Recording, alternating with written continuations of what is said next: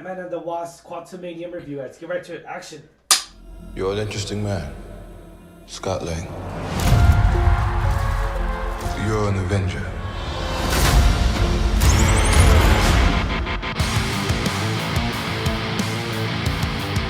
What's going on, Alamo City Movie Talk fans? As always, I am your host, Ryan D. Ryan680. I'm Angela, that cat lady. And this is Alamo City Movie Talk, guys. Welcome back, everybody, here at the Movie Talk Studios. Welcome back. Thank you so much for making us a part of your day. And thank you guys so much. I'm losing my voice right now, but thank you guys so much. We actually just hit the 2,000 mark, 2,000 subscribers.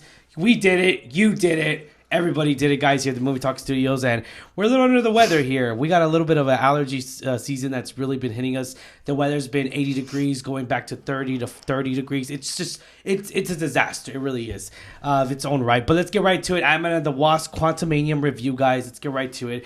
We're talking about Scott Lang and the gang. Angela, what did you think of this movie? You know, as we explore the quantum realm, where they interact with strange creatures and embark on an adventure that goes beyond the limits of what they thought was possible.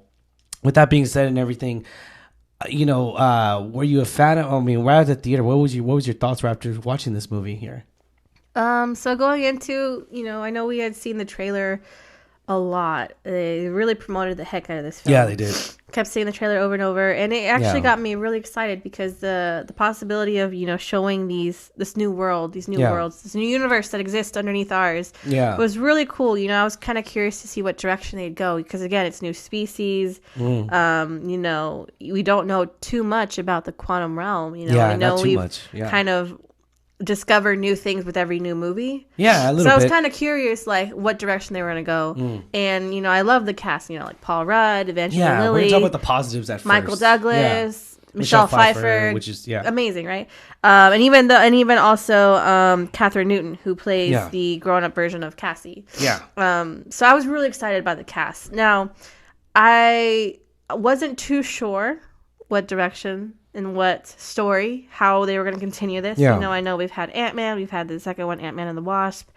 Yeah. How are they going to continue? How's it really going to really explore the next film of the trilogy? And that's the thing too, is that it's definitely one of those movies to where I'm a huge fan of the first Ant-Man movie. I really am a huge fan, and I'm a huge fan of Michael Pena.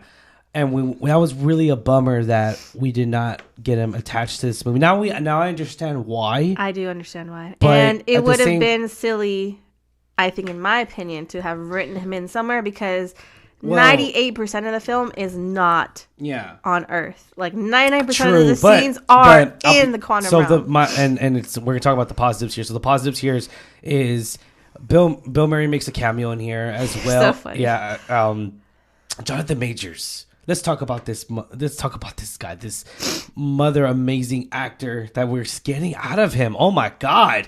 When his presence was on camera, I was just like, he really believes he's King the Conqueror. This is insane. Which is cool because, you know, I think he had great chemistry with Michelle Pfeiffer. I know there's a scene in there where they talk about the history they've had together.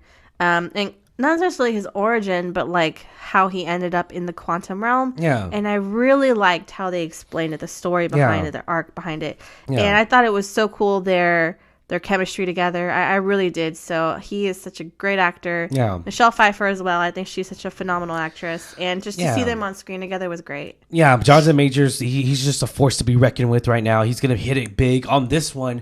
And also on a little movie called Creed 3, not little, but big movie called Creed 3, which he got built for. He's a monster in there, physically a monster in there.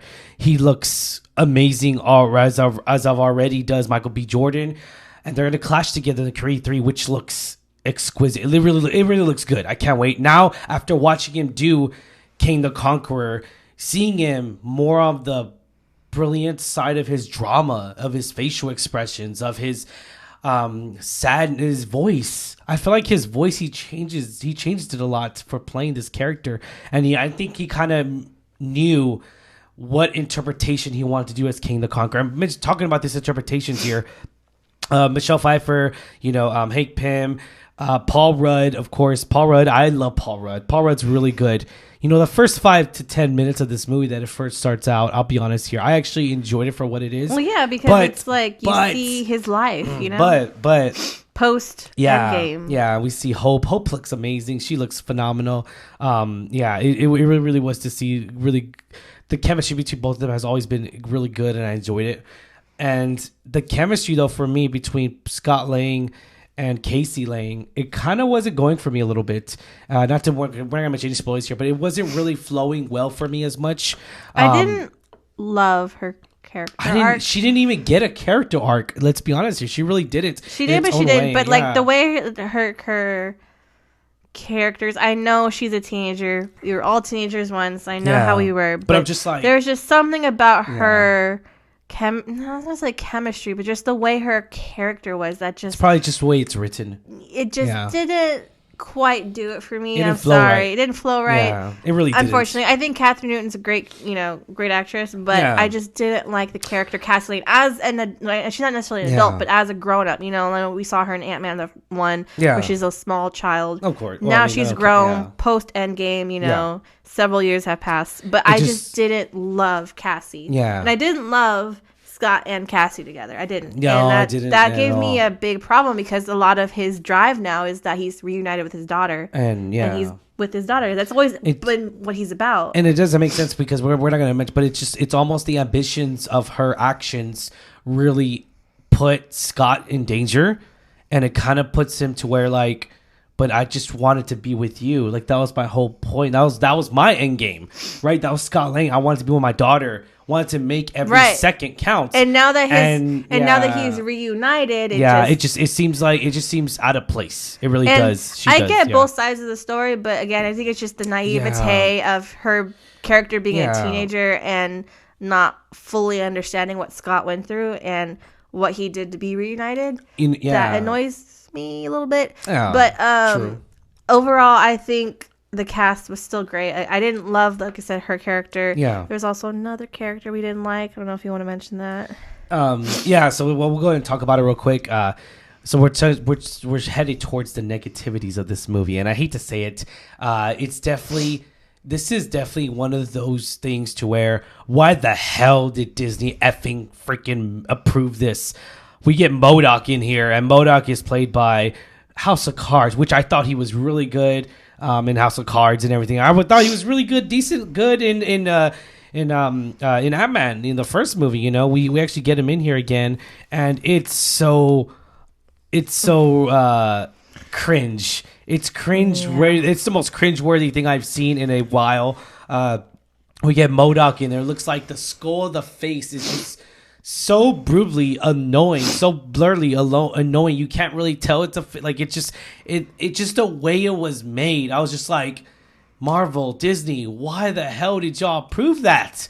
It's just the cringiness of it. It's so unorthodox to me. It really is. It's kind of stupid and dumb. But the actor who plays him, Corey Stroll, he is a good actor.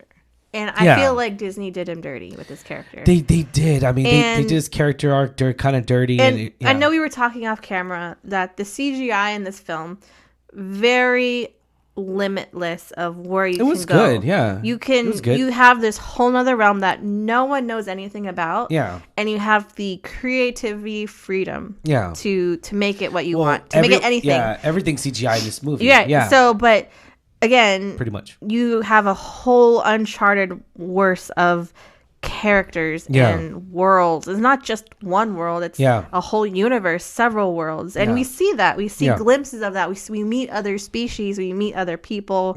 We meet where they're from. Like we get a glimpse, just a small glimpse into this other world or this other universe, and for them to have that all done beautifully and then have this character be what he is and animated the way he is, I don't get it and I don't like it.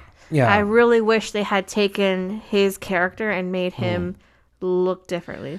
And that's the thing too. It's very disappointing. It really is. It's very because Modoc is not really, and it just felt out of place in the movie. Whenever we had Modoc and Kane the Conqueror would be doing this crazy intense scene where it's in the trailer. He's just, when he goes through, does the beams, and then we go to a scene with Modoc over the face, and I'm just like, I just can't stop laughing because it's just so ridiculous looking. It really is. And I kept laughing. Sorry. I was just like, God. They did him dirty. So it was so. It took the force and the reckoning of what Jonathan Majors was bringing to the table, and just destroyed that whenever Modoc came on camera. And again. I feel so bad because even himself. CGI aside, his character is supposed to be, pretty terrifying itself. Yeah. And I feel like they didn't bring that. They didn't write that into it. We talked about this, and I feel like for myself, and again, you'd be totally wrong. Put a comment down below. What do you think of Modoc? For myself, I kind of felt like they should have just left it with the way that we see kind of in the trailer, where it's like the mask of it. You guys know what we're talking about, but like it's not to go into like too detail. Yeah, the armor I think should have stayed 100% on. I think that would have been tolerable. Well, they set his character up to be this efficient killing machine, and I didn't get that. Yeah, and I felt like I was laughing. I felt like Disney did this character and the CGI dirty. I feel so bad, and I really expected more from him. I expected more from I will movie. say Kang the Conqueror did live up to that. Yeah. Super powerful actor, was on point. Yes. 100%. But I feel like Modoc was a little very disappointing. Yeah, directed by Payne Reed. It's astonishing to me because Edgar Wright actually screenplay. He was supposed to direct the first film, and you really feel that because they used his screenplay in the first film. They used the story by. Except he did not get to direct because the story that he wanted to do, the outtake, it was just they took bits of his story, and that's why I enjoyed Antman so much because it was about story. It was more about just as ex-con coming in and trying to fit into the world, and then come to think of it, Antman and the Wasp, and then Antman and the Wasp: Quantumania, these three movies. They feel like they've been directed by three different people, but they haven't. It's by one person. It does. One person, Payne Reed, and it sucks because it's like they just feel out of place of its own right. They really do. I feel like that the kindergarten jokes were annoying the hell out of me. They really were. They were annoying the hell out of me. The kindergarten jokes didn't bother me that much. They were just like too much. And then a lot of it happened to do with because it was like very intense moment, and then they'll throw a joke and it kind of threw it off because Jonathan Majors will be doing this crazy intense physical, presence and actually attacking or whatever, doing his action sequences, and then we'll have a joke in the middle of that, and it's like, okay, that kind of takes that away from that dramatic take that I was loving from Kang the Conqueror. You know what I'm saying? So that's just my perspective there. I may could be totally wrong, guys, but I mean, it's just the way I took it because I really enjoyed Kang the Conqueror's presence, and there's 2 end credit scenes, by the way. There's one mid credit scene, and there's one end credit scene and one mid credit scene. So be sure to stay on the lookout for that. But it's juicy. Yeah, it's juicy. It really is. It puts in perspective where we're going at because Kang Dynasty is the Avengers movie that's been announced already. So yeah, definitely check that out. All right, so was this the fun that we deserved? Man, I'm gonna say yes, just because it does continue the story, but also it lets you know that this isn't the end. There's more to come from these characters, and as much as I didn't love this movie, I am still excited to see where this is gonna go. Yeah. I enjoyed the performances for what it was, but I think for me, I do think it is because without it, I think, there'd be something missing. Oh, of course. So I feel like, we do deserve it. Yeah. Yeah. And that's the thing too, is that this movie was, it sucks because I'm a good fan of Paul Rudd. I love Paul Rudd. And I really enjoy his comedy, and his comedy was really good. I thought his comedy, but it kind of feels like Marvel's trying to push for that father-daughter relationship a lot, especially with Thor: Love and Thunder. Now, is this better than Thor: Love and Thunder? I'm going to say yes. I'm going to say yes. 100% it is. I felt like this movie flowed more better, but it sucks because Thor: Love and Thunder had Academy Award winner Christian Bale in there, and it sucks because it definitely takes a toll on itself to where what the hell, like it kind of just been like, why I really wanted something different out of that. But going back to this movie, Antman and the Wasp: Quantumania, I really enjoyed it. I really enjoyed Michelle Pfeiffer. I enjoyed Michael Douglas in here. Michael Douglas. And of course, as usual, I enjoyed the damn ants in here. The ants were so cute. They really were. They were CGI'd very well. I thought that was done very, very good. It's funny. You always forget about the ants. But the ants are like, at the end of the day, I'm terrified of ants. I'm allergic to ant bites. The logic, but they're so cute, and like you say, the logic behind it is so well done. It's done. It's very good. The way that certain parts of this movie are written, not everything, but certain parts like the ants, it's very clever. Yeah, I gotta admit, exactly what they did with the ants was pretty cool. Yeah. But overall, I think there was a little hit and miss of certain things. Definitely, and I'll go back to saying, it's just a lot of the logic behind it, where Cassie pretends to know more than Scott astonishes the hell out of me. That's just poor writing. That's poor CGI on Modoc. It's poorly done, and I hate that because it's just like, Cassie just comes off to be not almost an annoying know-it-all in her own right. But again, that's just a little bit kind of like she pretends to know more than what her dad does. Essentially, that's the actual Antman. I think it also plays into like, I feel like maybe the older I've gotten, these naive teenagers that, like you say, not know it all, but also like are unaware of the consequences of their actions. Consequences of their actions, but also like she's completely unaware of like what Scott went through. Yeah, because he was stuck in the quantum realm for a little bit, and also he did save the world, with teenagers. He's gone through a lot. And I feel like she doesn't quite fully understand that or appreciate that, what he did to get back to her. And her naivete in that sense. Yeah. Just, it's very annoying. I don't like the way the Michelle Pfeiffer dynamic here. The Michelle dynamic here between the quantum realm doesn't really make sense to me, because they did go to the quantum realm in Antman and the Wasp, and then now they're like, oh my god, let's just stop going. Well, it did make sense to me in that logic there, because it's just like, if you really did, why did you approve Scott of going there? In that, but that's just the logic behind the story arc itself. I had my own music, but that made sense to me. But the movie came out to be 2 hours and 5 minutes. I enjoyed. That's a good runtime. That's really good. 2 hours and 5 minutes. I thought that was really good. Could I cut some scenes out? Yeah, I could have. This movie probably could have been under 2 hours, and I would have been fine with it. But yeah, overall, I'm gonna give this. What's your rating, Angela, out of this movie? 1 out of 10, 10 being the highest. I would give it a 6, because the CGI is really the redeeming quality, and what they did, how they created this whole nother quantum universe was very cool. Very creative, and I gotta give them. I gotta give props to that. I really did. I gotta give the studio and all the hard working animators and staff props, except for Modoc. But it was really cool what they did, like the buildings, the creatures, the species, everything about it was really, really done and very interesting.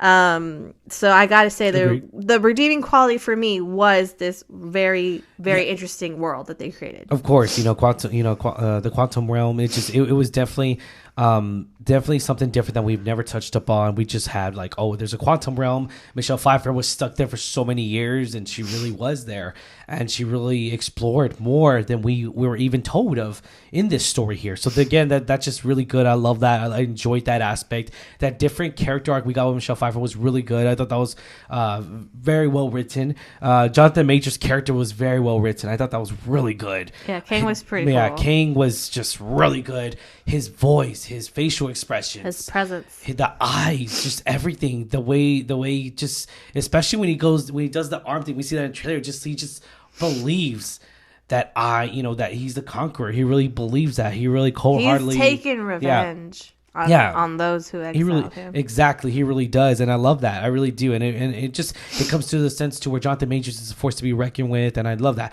But rating 1 out of 10, 10 being the highest, I'm about to give this a solid 6 as well. I enjoyed this movie. I enjoyed this movie way more than Thor: Love and Thunder. I really did, and I really wanted Michael Pena in here, but now I understand why. But at the same time, though, if you're throwing the kindergarten jokes, why not throw Michael Pena in there? You never know, but hey, I mean, it'd be different. It would be different if we saw him in certain scenes. A multi-version. But again, 99% of the film is not on Earth. It's in the quantum universe. True. We know this from the trailer. But all right, guys, we do recommend this movie. Obviously, if you're giving it a little bit above average review, give it a chance, guys. Check out this movie, but be aware, Modoc is not good. Just letting you know, Modoc is not good. But anyway, put comments down below. What did you think of this movie, guys? Questions for you guys. What did you think of this movie review? What did you think of this movie?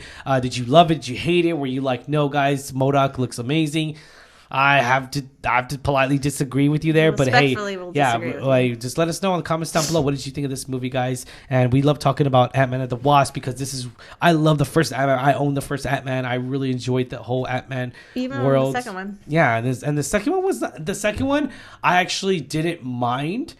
It's like good. And then Antman and the Wasp, not good. And then, I mean, still kind of good, but not as good as the first. And then this one's just like, it just go good, worse. Like in its own right. It really does. It sucks. But I am excited to see, because this didn't feel like an Antman movie. It felt like a Kang movie in its own right. It really did. That's just my take. But that's the way the franchise is going. That's the way the MCU is leading up to. So I get it. I really do.